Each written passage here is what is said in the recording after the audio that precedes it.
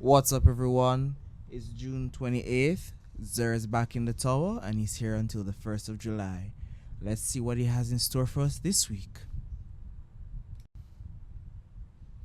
So, this week we have first the Polaris Lance Catalyst.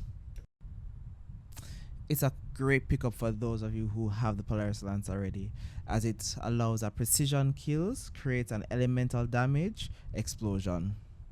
Next, we have the Jotun Catalyst, a great PvP fusion rifle that you guys should definitely get. It's going to reduce your charge time as well as your draw time when surrounded by enemy combatants, and defeating enemy combatants spreads scorch to the surrounding combatants that are nearby. Next up, we have a great exotic for hunters, Stompies. Sadly, the spread are just terrible this week. The highest one being intellect, which you typically don't want to see on a hunter exotic right now. So I guess this one might be a pass for some of y'all. If you don't have it, you can add it to your collection. Next, we have the Paragon Greaves for the Titan class. Comes with 60 mobility and a huge strength spike of 20. No, this one's terrible in my opinion. You guys can pick up something else. Next, for the Warlocks, we have Skull of Dire Arankara with a okay intellect spike to get you to that Nova Bomb quicker. But the rest of the spreads are just too low. I would say that you guys can pick these up if you don't have them, and then at Master Raoul do targeted exotics. That way you can get them with better rules. So he has Vanguard engrams this week, same as last week, and also last week I had the Artifice armor set here as well. So when you see those, I'd recommend you get them as best as you can. Let's see what he has for exotic gear. So we have the standard exotic engram that you guys can pick up. Next, we have the Hawk Moon. Let's see what rolls that come with. So we have Arrowhead Break and Eye of the Storm. Eye of the Storm is going to be great for those of you who are playing on console, as it increases the accuracy for us. Next, we have the Monte Carlo Auto Rifle. Weapon damage reduces melee ability cooldowns. After that, we have the Prometheus Lens Trace Rifle. Fires a beam that generates a heat field.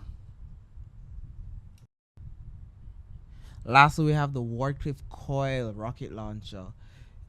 It wasn't a bad rocket launcher in the start of D2, but it hasn't seen a lot of play right now. You can get it for when it actually is good in PvE. There's nothing too special right now, so I would think that the only thing worth getting would be the Monte Carlo Auto Rifle. We're on to the randomly rolled weapons. So first we have the 7th Seraph sidearm, and this week comes with full auto trigger system, which is one of the worst things you could get. Next we have a dynamic death adder with quick draw. I'm gonna skip on that for sure. Next we have the Ignition Code special grenade launcher. It's a light frame with quick draw Vorpal. I think we'd rather have slide shot over quick draw, which would work wonders.